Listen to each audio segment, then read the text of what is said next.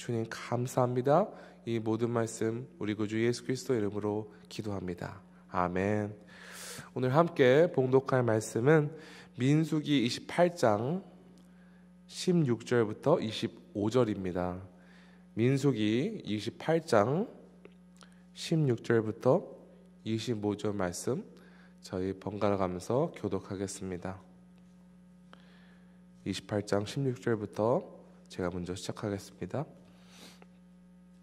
첫째 달 열넷째 달은 여호와를 위하여 지킬 유월절이며 또 그 달 15째 달부터는 명절이니 이래 동안 무교병을 먹을 것이며 그 첫날에는 성회로 모일 것이요 아무 일도 하지 말 것이며 수송아지 2마리와 수양 1마리와 1년 된 수양 7마리를 다 흠없는 것으로 여호와께 화제를 드려 번제가 되게 할 것이며 그 소재로는 고운 가루에 기름을 섞어서 쓰되 수송아지 1마리에는 10분의 3이요 수양 1마리에는 10분의 1을 드리고 어린 양 7에는 어린 양 1마리마다 10분의 1을 드릴 것이며 또 너희를 속죄하기 위하여 수염소 1마리로 속죄제를 드리되 아침에 번제 곧 상번제 외에 그것들을 드릴 것이니라.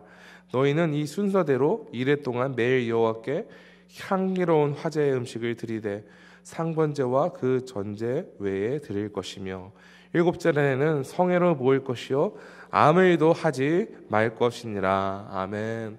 하나님의 말씀입니다. 오늘 본문은 하나님의 말씀에 따라 이스라엘 백성들이 가나안 땅에 들어가 해마다 기념해야 되는 여러 절기에 대해서 그리고 그 각 절기마다 어떤 제물을 어떻게 드려야 하는지 구체적으로 가르쳐 주고 계십니다.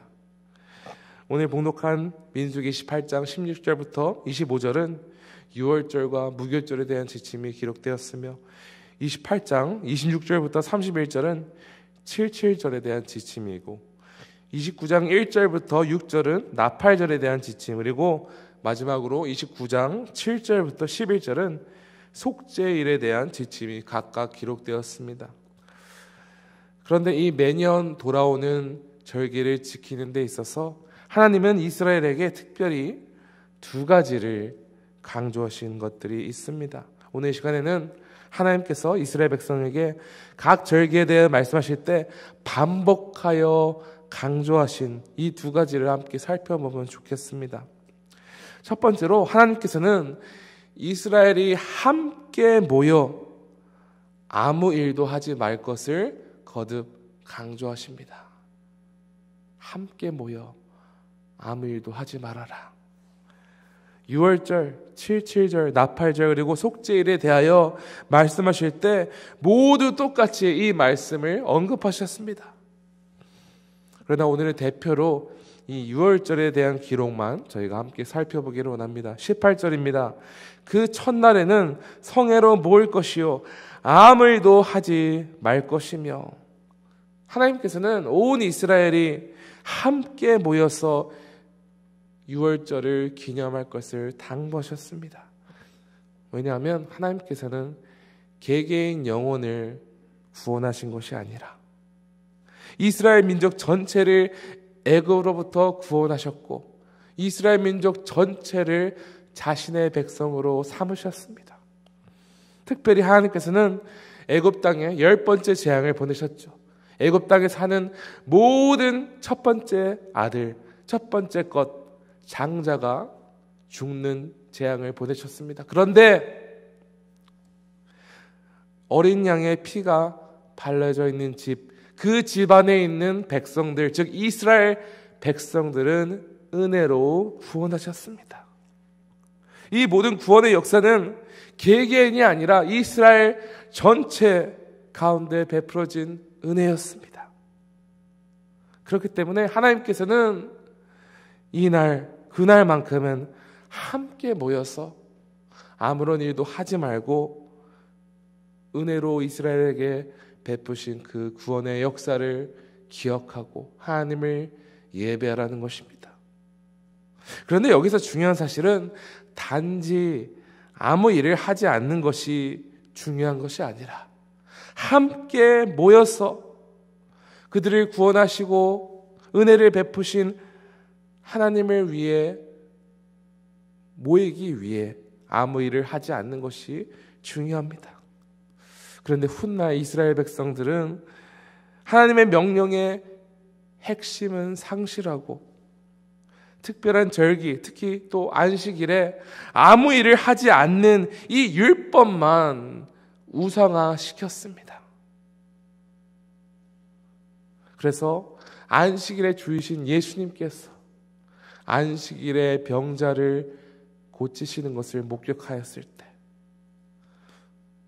이 역사에 대해 하나님께 찬양하는 대신에 예수님을 정죄하였고 비난하였고 어떻게 하면 예수님을 죽일 수 있을까 고민했죠. 성도 여러분, 우리는 이 유대인 종교자들 같은 실수를 범하지 않기를 원합니다. 우리는 우리 죄를 대신하여 죽으신 예수님을 기억하고 예배하기 위하여 기회가 될 때마다 지역교회에서 함께 모입니다. 우리도 이스라엘 백성들과 마찬가지로 부활절 또한 성탄절과 같은 절기를 함께 기념하기 위해 모이죠. 함께 모이기 위해서는 각자의 바쁜 일상을 내려두고 우리의 시간을 주님을 위해 헌신하여 모이게 되는 것입니다. 그런데 단지 시간을 내어 교회에 나와 주일 예배와 여러 절기 예배를 참석하는 그 자체가 중요한 것이 아닙니다. 하나님께서 그 예배에 임하는 우리의 마음을 중요히 여기십니다. 우리 지구촌교회가 함께 모이는 것에만 힘쓰는 것이 아니라 하나님 영으로 연합되어서 온 마음과 전심으로 하나님께서 베푸신 그 은혜를 기억하며 그 은혜를 서로에게 베풀며 또 그 은혜가 우리가 속한 세상 가운데 흘러가기를 소망합니다. 하나님께서는 첫 번째로 각 절기마다 또 우리가 기회가 될 때마다 함께 모여 아무 일도 하지 말고 그 하나님을 예배하는 것에 집중하라 하셨습니다. 두 번째로 하나님께서는 이스라엘에게 흠이 없는 제물로 여호와께 향기로운 제사를 드릴 것을 거듭 강조하고 있습니다. 19절입니다.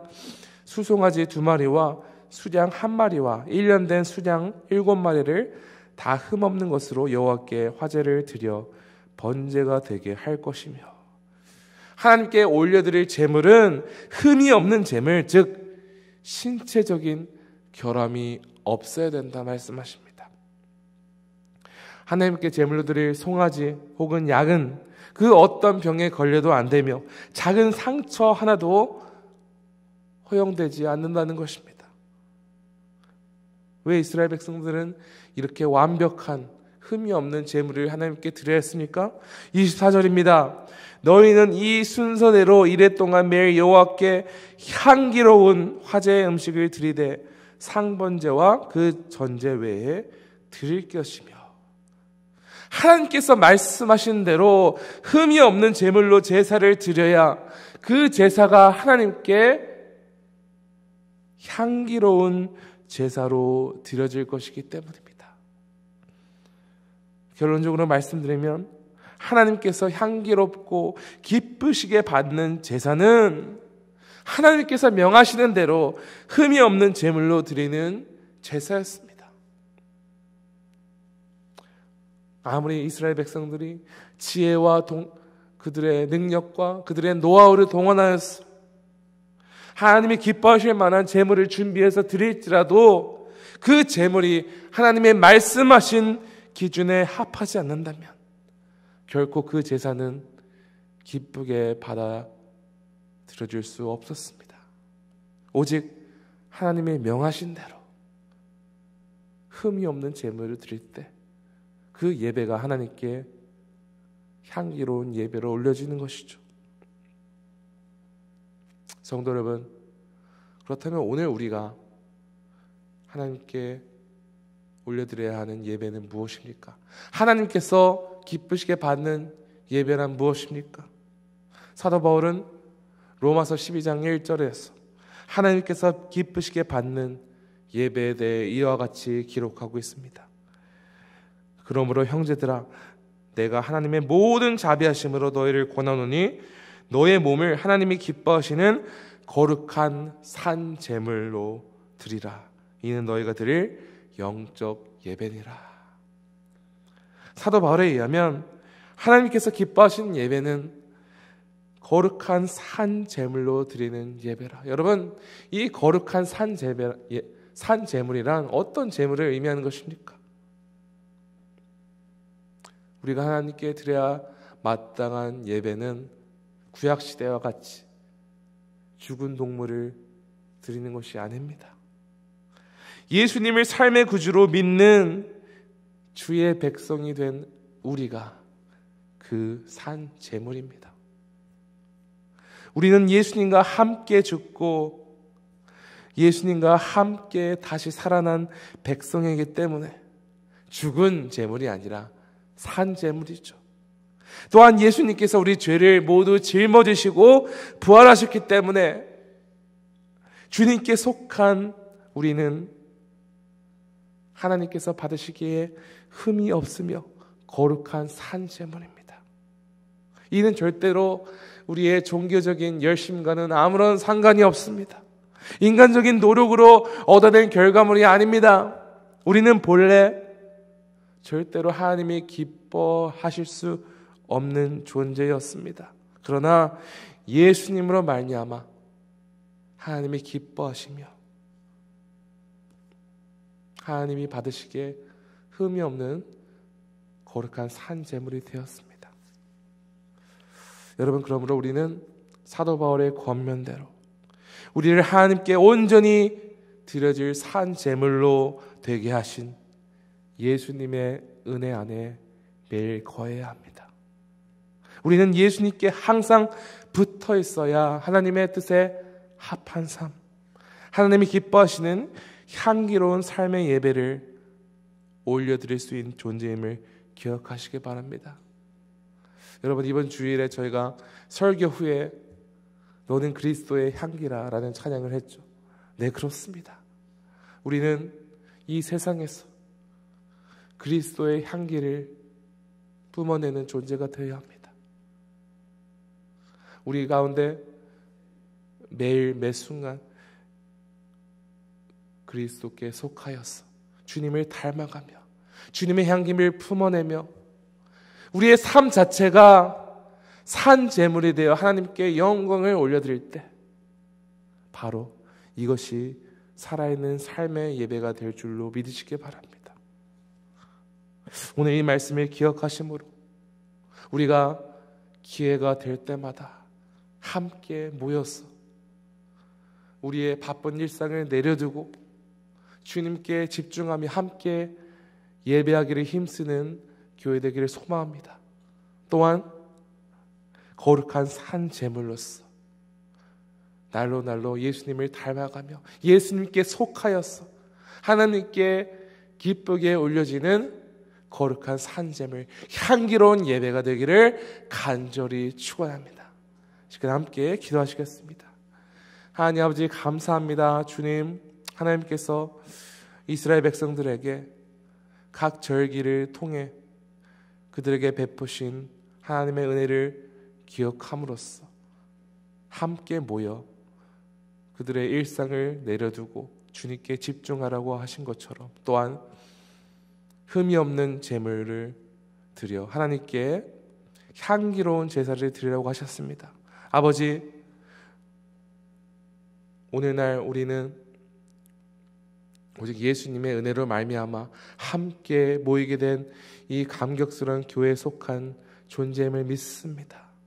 우리가 매주일 그리고 기회가 될 때마다 함께 모여 우리에게 베풀어진 이 은혜를 기억하고 또 우리를 향한 주의 말씀에 귀 기울이며 온전히 순종하기를 소망합니다.